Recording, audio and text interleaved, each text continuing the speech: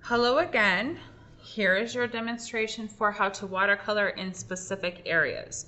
So notice I have drawn out my major compositional parts first, and this is dark so you can see it. I would prefer how it looks over here, like very, very light, but I wanted you to be able to see what I drew. So just like with all of the techniques, you want to make sure you're all set up before you start.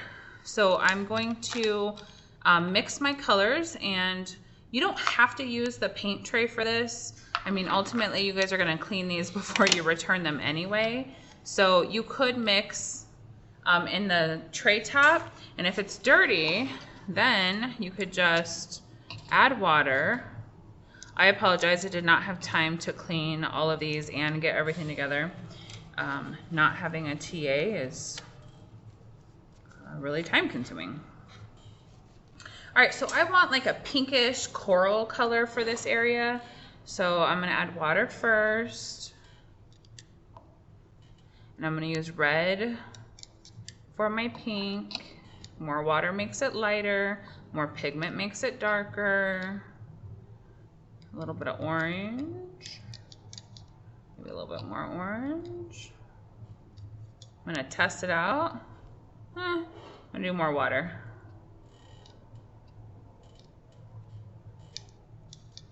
Okay, so pre-mix your colors so that it's fairly quick.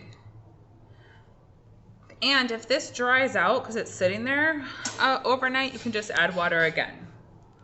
Okay, so the first step is with a clean brush, you're going to outline your area that you're going to work inside. And so you are pretty much creating a little water wall where the watercolor won't go beyond your outline. Just have to be a little bit careful. Then I'm going to fill water within, and I'm going to do the wet on wet technique. So I'm just going to kind of get fairly close to the side, but not touching the side. It'll bleed to the side on its own. I think I'm going to add a little bit of yellow into that. But I want to keep it fairly light because in my sketch I have patterns and other things I'm going to put in there. So I'm keeping the values pretty light. Okay. So let's say in the center, I'm going to use the same colors but a different technique. So with watercolor, even if you are just fading it from dark to light, that's a technique. It's graded wash. And it's on that reference sheet.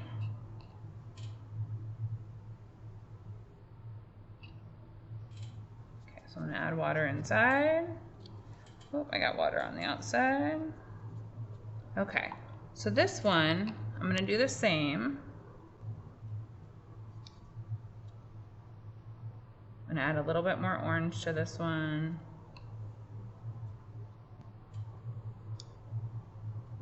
Some pink and orange. I got some specks where I didn't want them. So I always have a paper towel handy.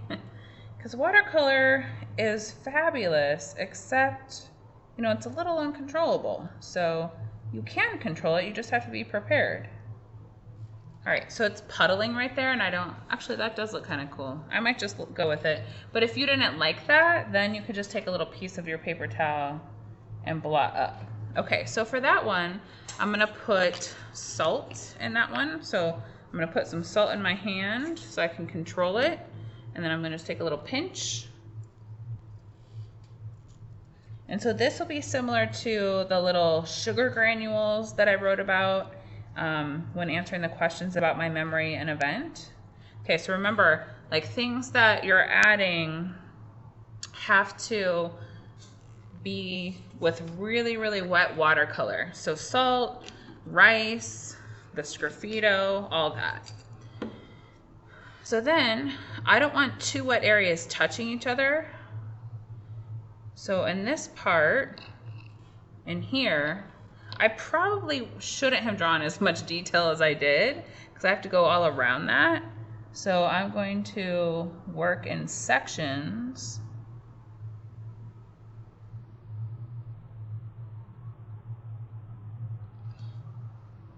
And that one actually is going to be more green. I'm just going to use what's already here.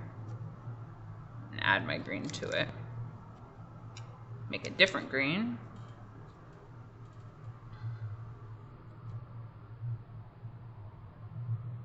So then I'm going to outline with my brush as well. And if you just want large solid areas, watercolor probably is not the best for that. I'd probably use marker. But if I'm going to add stuff into it, so let me get this on here so I can fade it out a little bit.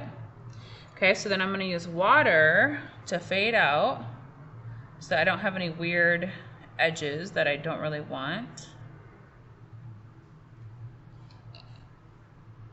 Okay, water to fade out. And so then I can fade it into another color, or I can keep going later on. And I'm gonna add a little bit more water, maybe a little bit more vibrant green.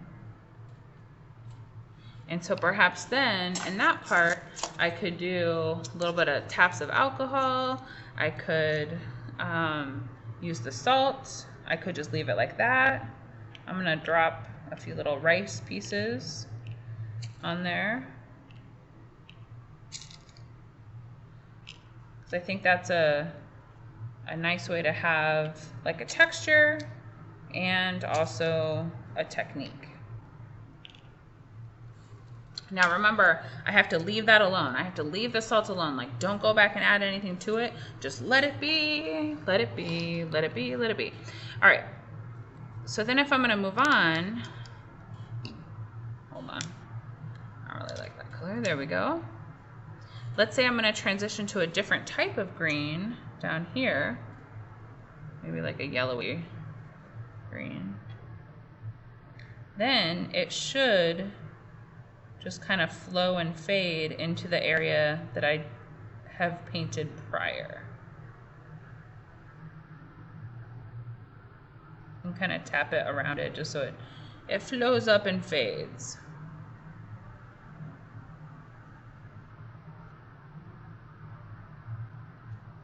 And so if now I'm gonna put some rice on there, I don't want this part to look like that, so I'm gonna add a little bit of water to fade it out. So then maybe I want it to be really yellowy in this corner, and it just fades out pretty nicely. So that's how you watercolor specific places. You want to outline it with a water just on the brush, and then you want to go back and add your technique in. You might have to let certain areas, like in here, if I also want to watercolor these squares on top, I need to let this completely dry, and then I would go back and watercolor next to that area. So you don't want two wet areas touching because they'll just bleed together. So you're gonna have to kind of pick and choose what it is you're gonna watercolor the first round, second round, etc. When you're done, you do want to clean out this tray. So I would take my paper towel and clean it out. So if you're just doing small areas, this is fine. If you're doing large areas, then you're gonna want to pre-mix in your palette. All right, may the force be with you. Good luck, have fun.